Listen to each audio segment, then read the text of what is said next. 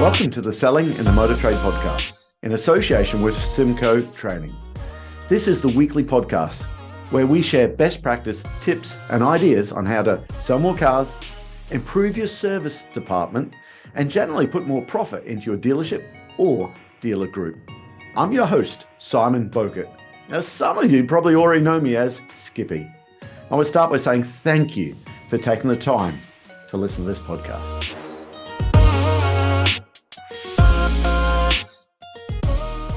I have a question for you. Do you have an appetite for an open sales training program? You see, we normally run our sales training programs for dealer groups or manufacturers so we can get enough people in a room to make the training cost effective. But every year I get lots of people saying, oh, I've got one dealership, or I've got just two dealerships. I've got 3 salespeople that could really go through your training program. And we're often saying, well, I don't know how well it's going to stack up for you. Now, you have options. You could also go to Amazon and get the book Words That Sell Cars. It's a great book, and we have lots of clients give that to every salesperson when they start in the industry.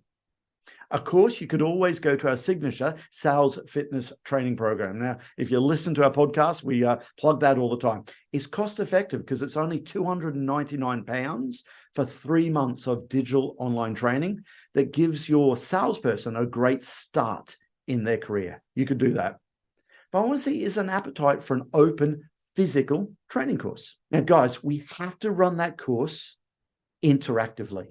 Okay, it's not one of these courses where your salespeople sit there, crossing arms, just listening to it bored throughout the day. It won't be death by PowerPoint. So if that sounds like something you'd be interested in, go to our website. It's symcotraining.co.uk. Look for the tab about open courses, and you get all the details you need right there. Hi, and welcome to another episode of Selling in the Motor Trade. It's a special request today. Someone said, can we have more of the stories, more of the business stories, because this person likes to play them in the sales meeting. I'm sorry, I can't remember who requested that. I know I said to someone, I'm in the studio today. I said, yeah, great idea. Let's do it. My apologies. I went back and had a look at my emails and I just can't find out who it was. So this is for you. So if you're sitting there listening to this and your sales manager said, that was me who requested, that was me who requested it probably was. Okay. So my apologies. I can't remember, but this is for you. And today I want to talk to you about the story of Starbucks. Okay. Howard Schultz is the man that's largely credited, well, actually was, for developing Starbucks everywhere. But let me tell you about how it started. It's amazing that there's things that happen in your life that really shape you. There's a couple of times in my life there's been sliding door moments where I could have gone one way or the other, and I always wonder how my life would have ended up if I didn't go down that route. But this is one for Howard Schultz. He was 7 years old and his father lost his job. Apparently he damaged himself in work or something like that, work accident. He couldn't work and they had no insurance. So very early on, he learned what it was like to be in severe poverty. So that's how Howard Schultz started. In fact, he went through school and university. He had to sell his own blood to pay for his way to get through school. I mean, that's seriously bad if you're having to sell your blood, okay, to get your way through schooling and university. But Starbucks originally started in the 70s. No, I think it was the 60s, actually. A man called Gordon Bowkett. Now, Gordon Bowkett went through Europe, found himself in Rome, and worked out that coffee was so much better in Rome. The Italians really know how to do coffee, so much better than Seattle, where he was. So he thought, hey, I like the idea of this. Let's start importing coffee beans into the American market. They called the company Starbucks because this guy apparently was a school teacher. And Starbucks was a character in the Moby Dick book. Now, being an English teacher, he was teaching students Moby Dick at the time. So he called it Starbucks because it was always a bit of a weird name, okay? And they were just selling coffee beans. He went back, he had 2 other friends, so the 3 founders were just selling coffee beans and the barista machines to make your own coffee. It wasn't a coffee shop. You had to buy the beans, you had to buy the machine, go home and build it yourself or make it yourself there. So Howard Schultz, he was working for another company and he was a supplier to Starbucks. And they were doing really well. Okay, being a supplier to Starbucks, they were selling, I don't know what he was selling them. Maybe it was the machines or something like that. But it kind of reminds me of the McDonald's story with Ray Kroc, because Ray Kroc was apparently selling milkshake machines, if you've seen the movie The Founder, to the McDonald brothers. Kind of a similar thing, I'm guessing, that Howard Schultz was a supplier. And he thought, oh, I like this. He went to have a look at the coffee shop. I say coffee shop, not a coffee shop that you imagine today. And this was back in 1981. And he said, you know what? I like this. This is a great idea. Come on, can I buy into Starbucks? I want to come and work for you guys. Now, the three founders said, no, no, no. Apparently, he bugged these people for 12 months, writing letters saying, I can see this. There's a huge opportunity here. I want to come in. I want to come in. So actually, he was just an employee. At the time, his parents were telling him, you're mad. What are you talking about? You've got a good job where you are at the moment. What are you doing? But finally, they relent and said, Howard Schultz is now working for Starbucks, selling coffee beans and the actual machines. But then Howard himself goes to Europe, finds himself in Italy. And he works out that, yeah, okay, the coffee's good in Italy, but there's something else. He said, no, no, no, it's the experience is so much better. He went into a coffee shop in Rome and realized that it was theater to the way that they made the coffee. The barista called the names of who the coffee was. In fact, the baristas knew who the actual customers were. He said it was more of a family feel to it, okay? You could smell the coffee because the grinding of the coffee was there in the background, and the whole, when you went into the coffee shop there, you could smell it. He said, right, I need to start selling the experience to the American people. And that's the difference. He wasn't selling coffee. He was selling the experience. Guys, never forget, we're not selling the car. Of course we are, but we're selling the experience as well, okay? So he went along to the investors and said, right, I want to start our own coffee shops. Now, these three school teachers, I think they're all school teachers, actually. I always love it when I do these stories. Someone will actually contact me and say, no, there was one school teacher and one plumber or whatever it was, okay? But these guys said, no, we don't want to have our own coffee shop. We sell coffee beans. We sell the actual machines. What do we know about running a cafe? We don't want to do that, okay? And they kept on saying, no, no, no. So what did Howard Schultz do? He said, oh, well, there's a good idea.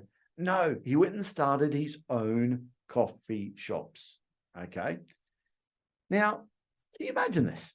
I can't blame the three teachers, okay, or the three founders, we should call them, okay? Because could you imagine going on Dragon's Den back in 1981, okay? In fact, he actually bought it in 1987. That's when the deal was actually done, okay? So let's go through the timeline here. 1981, he wanted to join the three founders. 1985, they wouldn't do it, so he started his own shops. And 2 years later, he buys Starbucks. I'll tell you about that in a second, okay? But can you imagine, okay, what the founders were going through? Could you imagine now going on Dragon's Den? Okay, you know Peter Jones and Nora Casey in Ireland, you know all that lot, or Shark Tank, I think they call it in America, okay? And going on there and say, hello, dragons, I would like 3.8 million for my company called Starbucks. Oh, interesting name. What do you do? Starbucks? Is it telecommunications? Is it Hollywood? Is it movie industry? Something like that, like Star Wars? No, no, no, no. We sell coffee. Okay. Tell us about your unique idea. Well, you can get coffee anywhere across Seattle for about 50 cents. I'm going to start selling coffee for about $3, maybe $4. Right. How's your coffee going to be different? Well, we'll get good beans to start with, but we're not going to have lots of different types of beans because that's too expensive, okay? Because you need a different grinder for each different bean. So we're just going to have one type of bean, I should say, but we'll make people feel different because you can have a little short, strong one. We can have one with lots of milk in it. We'll have this latte, which we've never heard of over here, okay? Around Christmas time, we'll put some holly and shite in it, make it feel Christmassy, but let's be honest, it's just coffee. Right. Well, how else is it going to be different, okay? Well, actually, you could buy coffee at any diner across Seattle where they have lunch and breakfast and dinner. We're going to sell just coffee, okay? We'll let people have some crisps and stuff like that. That way we can employ the dumbest people we can find, people that can't even spell, so we can pay a minimum wage. Clearly, I'm joking. If you worked at Starbucks, I'm only joking. Okay. Okay. How else is it different? Okay. Now, this is on his very first business plan. Okay. He loved the idea that the baristas in Rome were calling out the people's names. I've heard his favorite sitcom at the time was Cheers. And if you're old enough to remember the sitcom called Cheers, it started with a theme tune where everyone likes to go where everyone knows your name. He said, I believe that's true. So he said, I'm going to start writing the names on the cup.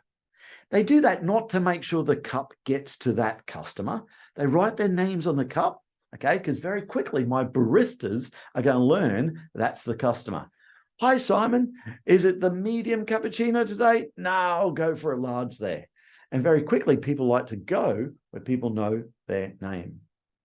And also, there's something else on their very first business plan, okay? Think about the names. I use the word large there, medium, small. Starbucks don't call them that. He actually said, if I can get people going from a smaller coffee to a larger coffee, it's almost pure profit in upsell. You think about it, if you go from a small, medium to large, what's the customer actually buying? Hot water in a lot of cases. So he said, if I can get people to go to the larger and larger sizes, okay, we're going to earn a lot more profit. And he did that by changing the names of the cups. What does Starbucks call their small coffee? You're right, it's tall. He starts with tall. What does Starbucks call their medium coffee? It's a grande. And what do they call their large coffee? Which, by the way, is a bucket of coffee. It's a venti. This was all on his very first business plan. Now, you know what, guys, I can be honest with you. I'd be guilty. Probably all of us would be guilty saying, you're mad. Don't be stupid. And he went to something like 273 banks looking for investment there. And you know what? They said they were mad as well. The three founders said he was mad. That's why he had to start his own coffee shops. But then, how did he get back into Starbucks? A couple of years after this, so it's 1987 now, the three founders want to retire. They said, okay, Howard, you can come and buy our coffee, Starbucks, the coffee business if you want. He said, brilliant. It was $3.8 million. And poor Howard didn't have any money at all. So he had to go and look for investors. That's where it was, I believe it was 273 banks. It might be a little bit more, a little bit less, okay? Looking for this 3.8 million to buy Starbucks, okay? And lots of them said, you're mad, you're mad, you're mad, okay? Until he finally got in there, okay? He then I've got to tell you about the story. He went to these investors, okay? He finally found an investor and said, oh, I like the idea of this. No, this is good. This sounds really good. He thought he was there. But the investor decided to try and cut poor Howard out of it. He went directly to the three founders, okay, and said, we'll deal direct with you. And they cut him out of his own deal, okay? As you imagine, Howard was like really frustrated with this. He's speaking to a friend one day and telling him about all of his woes. He said, you need to come in tomorrow and speak to our senior partner. He said, who's your senior partner? Bill Gates Sr. So he went in to see Bill Gates Sr. And he tells the story. And Bill Gates Sr. said, right, come with me. Let's go see the man. They march over and see this guy, the investor that was going to cut him out. And he turns around. Apparently, Bill Gates Sr. is a tall man, 6'6" or something like that. And he said, I can't believe that you're trying to cut this young man out of this deal. You should be ashamed of yourself. You back out of the deal right now. Otherwise, you'll have me to deal with. And this investor listened to him. Might be nice to have friends like Bill Gates Sr.'s or Bill Gates' father, okay, on your side there. So anyway, he buys the coffee shop. Have a listen to this for a timeline then, okay? So 1987, he buys it, okay? He has his own stores as well. He puts them together. And by the end of that year, they've got 17 stores, okay? So that's 1987. Go all the way through to 2008, and they're opening 7 shops or stores or whatever you want to call them every single day. Think about that, 7 a day. They got 17,000 stores worldwide. He got the process right and just duplicated. 17,000. But what you might not know, in 2009, in his own words, he said, we were struggling. We expanded far too quick. He actually said they were close to bankruptcy. He said within 12 months, they would have gone under. That's Starbucks. He said, because what happened is we expanded too quick and the whole experience was watered down. So what did he do? He turned around and he said, right, let's get back in there and make sure the experience is right. He closed every single store in America. He retrained 100,000 baristas. Can you imagine what would that have cost him in lost revenue alone? Okay, but he said we had to do it. The experience is what we had to get back to. He said we expanded so quick, people forgot that we weren't selling coffee, we were selling the experience. We had to get back to selling the experience. So listen, if you're a car salesperson, listen to this. Remember a few stories, a few takeaways from this. For me, what I take away is the name. Using people's names is always important. To make people feel welcome. That's what happens when you go to a Starbucks, okay? And listen, I've got to be honest with you. I don't like a Starbucks. I think it's too bitter, okay? I love their business story, okay? I prefer a Costa coffee if I'm brutally honest, okay? But you've got to hand it to them. Currently, I think they've got something like, I think it's 30,000 stores globally there. But next thing is, they shut down the whole store. Okay, every store, sorry, in America, 100,000 people, they retrained because he knows that training is the right way. Now, if you start at Starbucks, and again, this is Howard Schultz, I don't know if it happens or not. If you worked at Starbucks, let me know, okay? But apparently it's 24 hours of training that barista gets before they're allowed to serve a real coffee to a paying customer. Again, I don't know if that's true or not, but that's how they know the experience is right. And get back to selling experience, just not coffee. Anyway, listen, it's a bit of a business story there, okay? It always amazes me how these companies start and what they do. But also from Howard Schultz, I got to tell you, his dedication, and he never gave up there. Even when things were looking bad there, okay? He never, 273 banks he went to find the funding, to find an investor, okay? When everyone was telling him, no, you're mad, okay? And it does sound like a mad thing, but give it to him. Hasn't he changed the way people consume their caffeine in the morning? I used to think when I first come to the UK, okay, in 95, okay, in Australia, it was not long after I went to America, I thought, goodness me, they love their coffee over there. They'll never work in the UK. It'll never work in Australia because we're more of a tea drinking nation. Goodness me. Did I get that wrong? If you listen to this in Melbourne, isn't there a coffee culture there? Of course it is, okay? But listen, a lot of that has probably got to do with Howard Schultz. That's not the best product in the world, but his processes and selling the experience.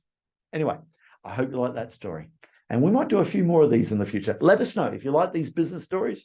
We'll do a few and see what takeaways we can get from them. Anyway, thank you again for listening to this. Again, please subscribe to this. Send this one through to the other salespeople within your dealership there. Again, this podcast keeps growing from strength to strength, and I just want to say thank you for that. That just leaves me to say that all details of this episode and other episodes on the selling in the motor trade can be found on our website, symcotraining.co.uk. Go there to get a copy of our book, Words That Sell Cars. Go there to sign up to a free trial of our Sales Fitness online sales training program. Easiest way to get hold of me is Simon Bowkett through LinkedIn. Thank you.